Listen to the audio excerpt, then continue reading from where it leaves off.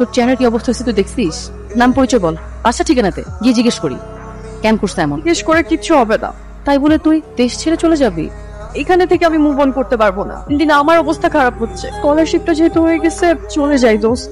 এখানে আমার অনেক সাফোকেটেড লাগে।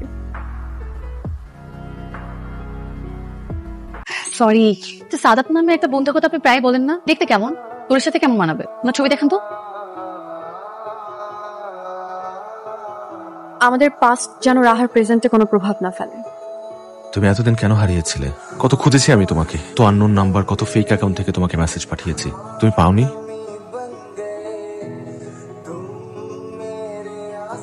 আমি রাহার বাসায়, ভাবে যখন তখন মেসেজ দিবা না। দিলে কি করবে? ব্লক করে দিবে? দরকার হলে তাই করব। এত রাতে কার সাথে চ্যাট করছিস? করতে কোচিং এর সময় অবস্থা, এখন যখন প্রেম করতে সেটা লুকাইছিস, কোনো লুকাচ্ছিস। আমার ইউএস এর এক ফ্রেন্ড। ঘুমা।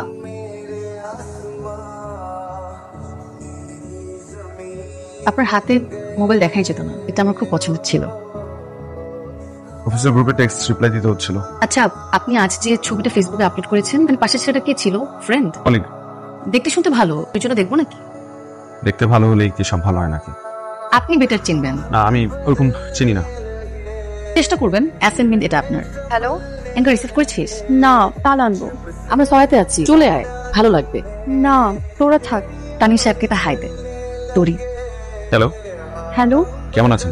ভালো। আপনি আসলে ভালো লাগতো। আরেকদিন দেখা হবে। আমি একটু ওয়াশরুম থেকে আসি।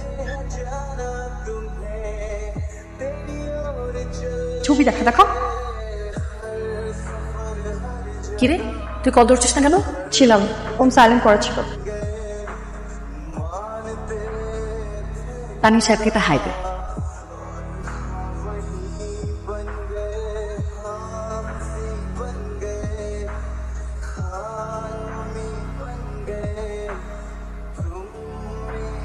সরি লেট হয়ে গেল। না না, ইটস ওকে। হঠাৎ এত জরুরি? আপনাকে দেখতে ইচ্ছে করছে। ও আচ্ছা। আচ্ছা, কি খাবেন বলেন? I am so hungry. Excuse me. ও, আমার তো একটা ইম্পর্টেন্ট কাজ ছিল, আমি তো ভুলে গিয়েছি। আমি আসি, হ্যাঁ?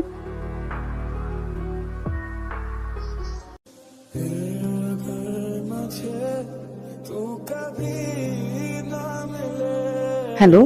ফোনটা এক্সচেঞ্জ হয়ে গেছে। এই আমারটা নিয়ে গেছেন আর আপনি আপনারটা রেখে গেছেন। ও তাই তো, আপনি ওখানে থাকেন, আমি আসছি। আচ্ছা ঠিক আছে, আসেন। এই যে আপনার মোবাইল, ব্যাক কভার চেঞ্জ করাতেই ভুল হয়েছে। আচ্ছা, আপনাকে তো একটা কথা বলাই হয়নি, ওই পিয়াস সাহেবকে পছন্দ হয়েছে। ওদের একদিন মিট করলে কেমন হয়? আমাকে পিয়াস সাহেবের নাম্বারটা দেন তো।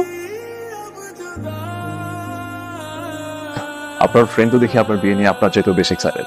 সবকিছু নিয়ে একটু বেশি এক্সাইটেড থাকে। ওদের কি সুন্দর বানিয়েছে। পাশাপাশি দুজনকে সুন্দর মানালেই জীবন সুন্দর হবে এমন কোনো কথা নাই।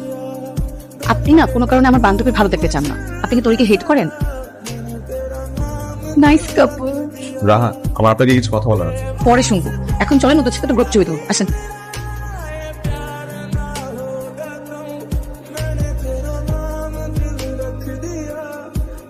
আমি তোমার সাথে একটাবার দেখা করতে চাই। পসিবল না। প্লিজ তোরি, জাস্ট একটাবার। কি রে, এত কথা কার সাথে তো? ইউএস এর ফ্রেন্ড। আরেকবার মেসেজ দিলে কিন্তু আমি তোমাকে ব্লক করে দিব। তুমি কাল দেখা করবে আমার সাথে, আর যদি না করো তাহলে আমি নিজেই চলে আসবো রাহাদের বাসায়। কেমন আছো? কেমন থাকতে দিচ্ছ? কেন এমন করছো? কেন করছি তুমি জানো না? আমি কিছু জানতে চাই না। তুমি রাহাকে নিজে থেকে বিয়ে করতে রাজি হয়েছো, কেউ তোমাকে জোর করেনি। আমি নিজ থেকে বিয়ে করতে রাজি হয়েছি। আগে সবকিছু ভুলে যেতে চেয়েছি, কারণ আমি অনেক অপেক্ষা করেছি তোমার জন্য। তুমি হুট করে ইউএসএ চলে গেছো শুনে প্রথমে কিছু ফিল না করলেও ধীরে ধীরে আমি পাগল হয়ে যাচ্ছিলাম। সব জায়গা থেকে তুমি আমাকে ব্লক করে রেখেছিলে। নরম সরম তুমি এতই শক্ত হয়ে গেলে যে একটা রিপ্লাই পর্যন্ত দাওনি। আমি বিয়ে করে তোমাকে ভুলে যেতে চেয়েছিলাম, এটা সত্যি, কিন্তু সৃষ্টিকর্তা আমাদের আবারও দেখা করিয়ে দিয়েছে। আমাকে জাস্ট একজন গেস্ট হিসেবে কনসিডার করো। বিয়ের পর দিনই আমি চলে যাব, প্লিজ। ব্যস্ততা হয়তো অনেক কিছুই ভুলিয়ে রেখেছে, কিন্তু তোমাকে না। আমি আসি। আমাদের সারা জীবন আফসোস থেকে যাবে তোরি। আমি জানি এখনো তুমি আমাকে আগের মতোই ভালোবাসো। এতক্ষণ তুমি মিথ্যে বলেছো, তোমার চোখ মিথ্যা বলেনি।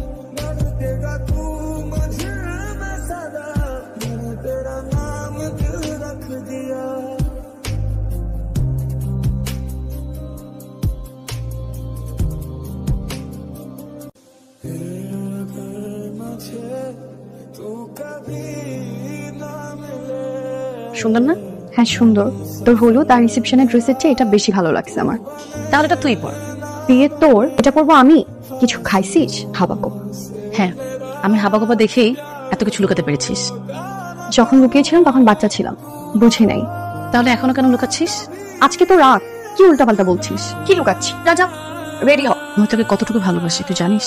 জানি। তাহলে এত বড় একটা সত্যকে কেন আড়াল করতে চাচ্ছিস?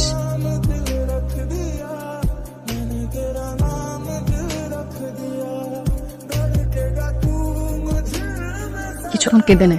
চোখের পানি মানুষকে যতটা হালকা করতে পারে কিছুতে পারে না।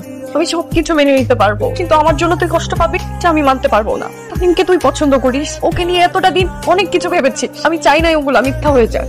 হ্যাঁ, পছন্দ করার মতো দুনিয়াতে একটাই ছেলে আছে না, কয়েক মাসে ভালো লাগা কয়েকদিনই চলে যাবে। আর শোন, তোদের বিয়ের পরও কিন্তু একটা সুযোগ থাকবে, আমার থেকে দূরে দূরে রাখবে তামিমকে। আজকাল কিন্তু এসব অহরহ ঘটে।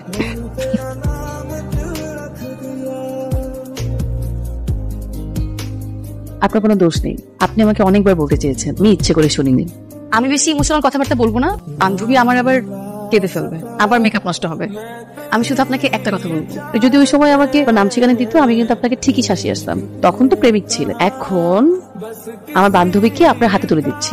যদি কখনো শুনি ওর কি কষ্ট দিয়েছেন, খবর আছে কিন্তু। সরি রাহা। এটা বলে তো পার পাওয়া যাবে না, মাঝে মাঝে আমাকে স্ট্যান্ড আপ কমেডি দেখে নিয়ে যেতে হবে। যেতে দিবি? যখন খুশি নিয়ে যাস।